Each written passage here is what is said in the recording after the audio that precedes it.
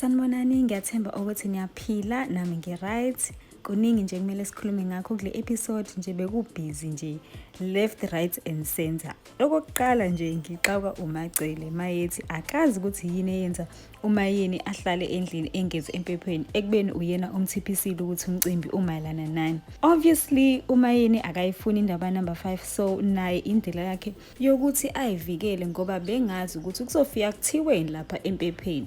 Secondly, umseleko urongo ukuthi a-expect ukuthi amakhosikazi akhe wonke abe involved amseke kulomcimbi wakhe ekubeni uwa-invite eseplane yonke into noMacele no-number 5 naye bekhona kulawo ma-plans watshela-ke noMakhumalo.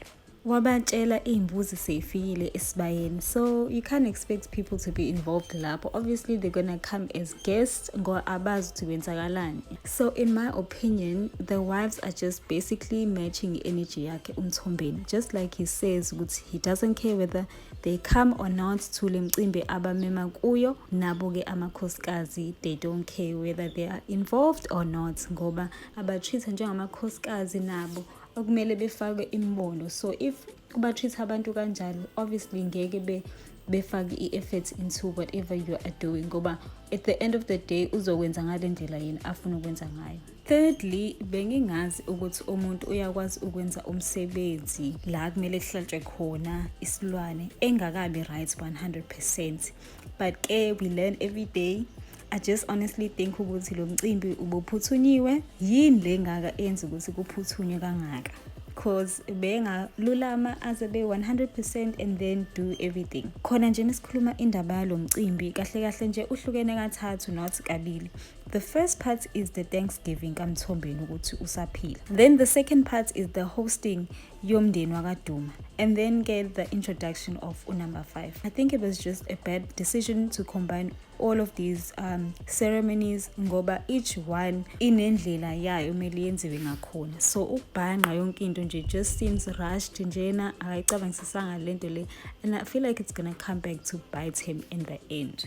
Okay, and then another thing, I'm surprised that Umseliwe admitted himself that uguliswe abantu abadala. Hayi lama reasons ebesizwa kuthiwa ublema amakhosikazi ukuthi awafuni afake number 5. The only issue I have is the fact that he thinks ilokho kuphela okudala ukuthi agule. Mina, in my opinion, I feel like it's a combination of a lot of things ngoba the timing yokufika ka number 5 nokugula kwakhe ngeke guys. Khona story nje lapho, the wives have nothing to do with ukugula kwakhe. The timing ka number 5 is wrong and uyena ofosayo izinto, noma abantu abadala bayamngabaza yena number 5 ungena kwakhe. But asazi, when it comes to the main event, yo sana nje kwavele nje kwa tense. But I feel like Umseleko nje uzidlale yena cause uyena otshele abantu ukuthi abeze bezobona number 5, and then mase befikileka abantu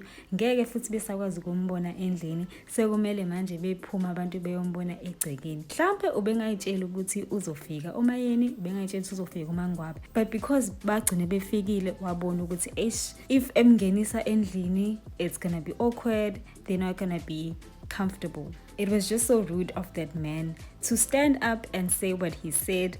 Ebebona ukuthi kumuncu ubengeke asuggest ukuthi beyombona egcekeni if yonke into ibihamba kahle. If yonke into ibihamba kahle bezothi nje bengena abakwaDuma bebafice bonke bephelele beba u5 ukuthi hayi ke konke ku right, but because selaba u4 la how abambona number 5 bayezwa futhi nenkulumo ukuthi ngathi imuncu lenkulumo. Why push for clarity? Why instigate izinto? Mina bakithi I stand with the wives. Ngiyavumelana nalendlela abam-addresse ngayo le baba basho lokho bebecabanga because it was not his place.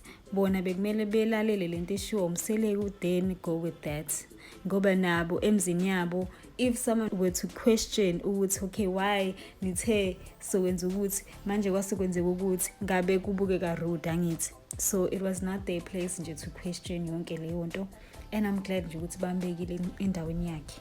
Lo mcimbi nje ukhombisile ukuthi as much as bekhona bonke ababumbene futhi abavumelani ney'nqumo ezenziwa umseleko, which is why people will continue to instigate and cause a division between umseleko nabafazi bakhe. So they need to get their act together, because that's how families crumble, because isitha siyawubona nje umndeni ongabumbene and siyakwazi ukuthi singene through one or two or ingane or whoever just to cause chaos and division, ugcine usuka kanjalo kumuzi. And lastly, I just want to say ukuthi mina ngithandazela ukuthi umseleko athole indlela yokuvikela amakhosikazi akhe, ngisho noma kuthiwa bahlukene ngembono, because in all honesty umseleko uphila iphupho lamadoda amaningi out there. He must understand ukuthi akusiyo wonke umuntu ozomjabulela ukuthi unamakhosikazi awu-4 and now usizofaka owesi-5. Some of them will want him to fail, some are banking on him failing kulento yesithembu.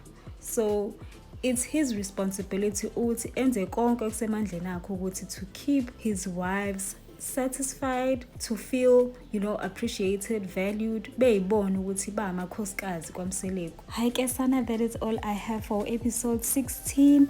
As always, ngingathanda ukwazi ukuthi ngicabangani. Please comment down below and don't forget to like, share, and most importantly subscribe so that our community can continue to grow. Otherwise ke sana ngizonibona kule elandelayo. Bye guys.